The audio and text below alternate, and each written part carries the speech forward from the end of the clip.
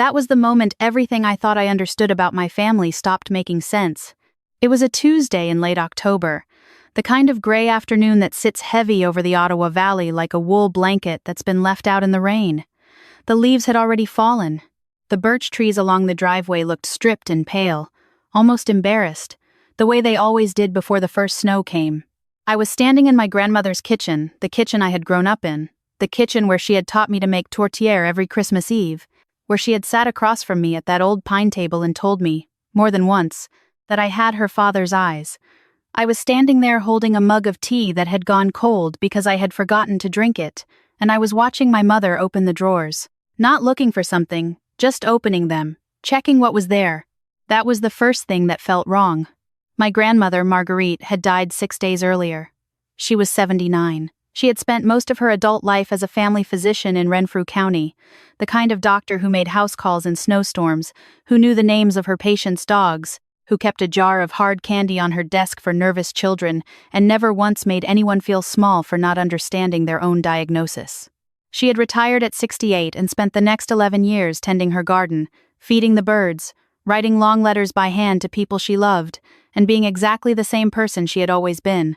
When she died, it was quietly, in her own bed, in the house she had lived in for 40 years. The hospice nurse told us she had gone peacefully. I believed her. That sounded exactly like my grandmother. I had driven up from Toronto the morning after she passed. I had taken 2 weeks off work, packed a single bag, and come straight to the house on Concession Road, without stopping except for gas outside Carleton Place. My parents had arrived the day before me.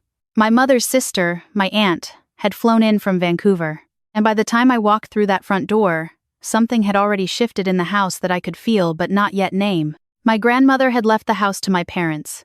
That much I knew. She had told me years ago, in her careful, matter-of-fact way, that the property would go to her daughter, my mother, and that she hoped we would take care of it. The house sat on 11 acres outside of Renfrew.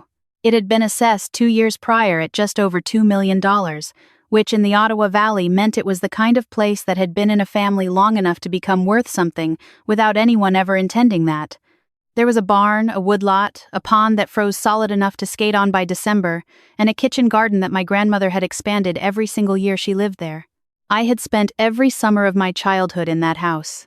When the estate lawyer's office sent the appointment notice for the reading of the will, my parents forwarded it to me with a short message from my mother that said only, "You should be there. It involves you." I didn't ask what that meant.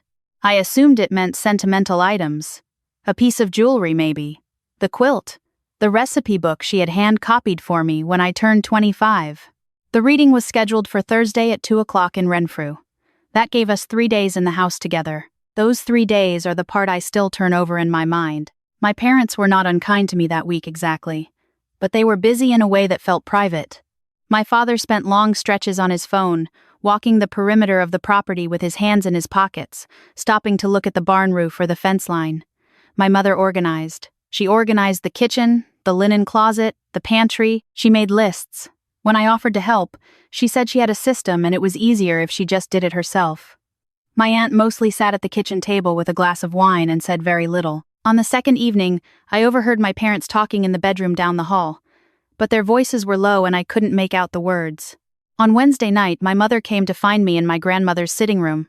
I was going through the bookshelves, taking out volumes that my grandmother had marked with paper scraps, trying to feel close to her in the only way I knew how. My mother stood in the doorway and said, gently but with a kind of finality, that I should probably start thinking about my drive back to Toronto after Thursday. She said she knew I had taken time off work and she didn't want me to feel like I had to stay. She said my father and she needed some time to sit with the house and figure things out. I told her I wasn't in any rush. She smiled and said she understood, but she said it the way people say they understand when they mean the opposite. Thursday afternoon, the four of us drove to the lawyer's office on Raglan Street in Renfrew. The office was small and warm and smelled like old paper. The lawyer, a woman named Patricia Okafor, who I guessed was in her early 60s, had clearly known my grandmother. There was a framed photograph of my grandmother on the shelf behind her desk, taken at what looked like a community event, and when my mother introduced herself, Patricia Okafor held her hand for a moment longer than a formal greeting required and said she was very sorry. She said my grandmother had been one of the most careful people she had ever worked with. The reading itself was not dramatic, at least not at first. Patricia Okafor went through the document methodically. The house and property to my mother. The contents of the registered accounts to be split equally between my mother and her sister. The car, a 2019 Subaru that my grandmother had barely driven, to my aunt. Various smaller items to neighbors, to the church, to the county library where my grandmother had been a patron for 30 years. It was a thorough document. It read like something that had been thought about for a long time. My parents nodded along, occasionally glancing at each other. My aunt was quiet. I sat with my hands folded in my lap and waited. Patricia Okafor reached a page near the back and paused. She looked up at my mother and then at my father and then, briefly, at me. Then she looked back at the page and continued reading. There was a provision. The house and property transferred to my mother under a specific condition. The condition was stated plainly, in the kind of precise language that my grandmother apparently favored in all things. If my mother wished to take possession of the property and reside there or lease it, she was welcome to do so. If she wished to sell the property within 5 years of the date of death, a portion of the proceeds, 40%, was to be placed in trust for me, to be accessible when I turned 35. If the property was sold without this condition being honored, the entire estate would transfer directly to a charitable foundation in my grandmother's name, to be administered by her longtime colleague at the Renfrew County Hospital. My mother was 32 when she had me. I was 29 years old. I would turn 35 in 6 years. There was a second provision. It came on the following page. Patricia Okafor looked up again before she read it. She looked specifically at my mother and asked if she had read the document in full before today. My mother said she had received a summary.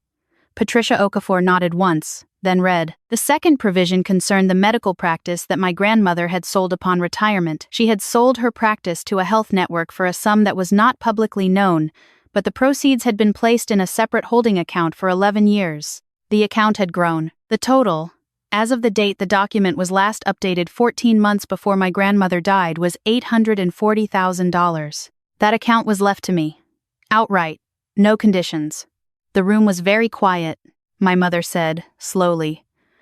"I'm sorry, which account?" Patricia Okafor read the relevant section again. My father cleared his throat. My aunt looked at the window. I sat completely still because I was not sure what my face was doing, and I did not want anyone to see it before I understood what was happening. My mother said that her mother had never mentioned this. Patricia Okafor said that her client had been very specific in her instructions. The provision had been in place for 9 years and had been updated twice since then. It was not an oversight. My mother looked at me. Her expression was one I recognized from childhood, not anger. Exactly. But the expression she wore when something had not gone according to the plan she had made, without telling anyone else about it. She said she needed a moment. Patricia Okafor said to take all the time they needed. We drove back to the house on Concession Road without talking. That evening, my parents told me it would be best if I drove back to Toronto in the morning. My mother said it carefully.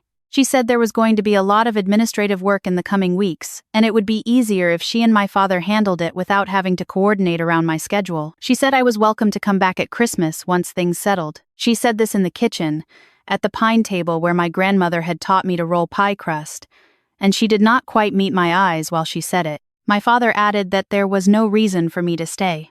I packed my bag that night. I packed my clothes and my charger and the 2 books I had brought with me. I left the tea my grandmother had given me in the cupboard. I left the recipe book where I had found it on the shelf. I left the photograph of her and me that had sat on the dresser in the guest room for as long as I could remember, because I did not want my mother to think that I was taking things without asking, and because I was not yet ready to cry in front of either of them. I drove out before 7 the next morning. The sky was still dark at the edges. I made it about 40 minutes down the highway before I pulled off at a rest stop outside of Arnprior and sat in my car with the engine running and let myself feel what I was feeling. My grandmother had known this would happen. She had known my parents' first instinct would be to act as though the estate belonged to them entirely, and she had arranged things so that their choices would reveal something. The sale provision wasn't a restriction, it was a mirror. If my parents were honest, if they handled things fairly, the clause would simply do its job quietly. But if they moved too fast, if they acted as though the will was only the parts that suited them, Then the document would do exactly what my grandmother had built it to do. She had been a doctor for 40 years. She had spent her career reading people, noticing what they didn't say, staying one step ahead of outcomes that other people hadn't considered yet. I should not have been surprised that she had applied those same instincts to her own estate. In the weeks after I returned to Toronto, I heard very little from my parents. There was a phone call from my mother in November, brief and practical, about some paperwork that required my signature. She mailed me the forms. I signed them and mailed them back. She sent a text to thank me. I replied. That was most of it. I called my aunt in Vancouver once, on a Sunday afternoon in November. She was more honest with me than my parents had been. She told me she had known about the provisions before the reading, that my grandmother had written to her the previous spring and explained her reasoning. My aunt said my grandmother had told her, I raised my daughter to be a fair person. I want to give her every chance to be that. But I also want to make sure that if she isn't, someone has already accounted for it. My aunt said she had cried when she read that letter. She said she still had it. I asked her if she thought my parents had known, before the reading, that there was more to the will than the summary.